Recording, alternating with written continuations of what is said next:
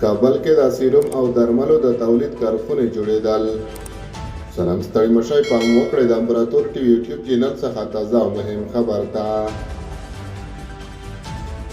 په کابل کې د 25 میلیونه ډالرو په ارزښت د سیروم او درملو د تولید یوه کارخونه جوړه شوه. د دغې کارخونې مسؤلین وایي چې د دغه کارخونې پیلېدو سره سم به سلګونه تنو ته د کار زمینه برابره شي.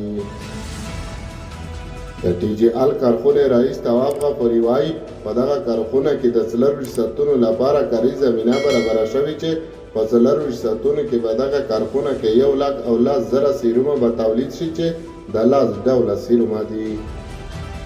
بلخوا د قانون او صنعت خونه وایي چې تر اوسه د برېښنا د کموالي او د ځمکو د ویش په برخو کې د کارخونه لرونکو ستونزې نه دي حل شوي او له اسلامي امارت غواړي چې د برخې ته پاملرنه وکړي.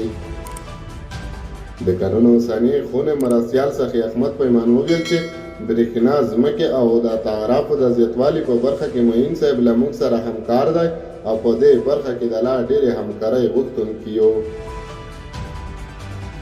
د صنعتکارانو د ټولنې رئیس عبدالجبار صفای هم وایي چې موږ ژمنه کړې چې دننه په هیواد کې د دغه کارخونې په واسطه سیروم ورسوو او دغه ژمنه پوره کړو.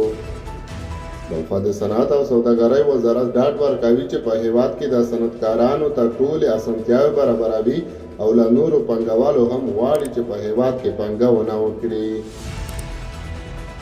د صنعت او سوداګرۍ وزارت مرستیال قدرت الله جمال څرګندوي چې موږ پر خپلو ټولو هیوادوالو غږ کوو چې د ملت د درد درملنه وکړئ.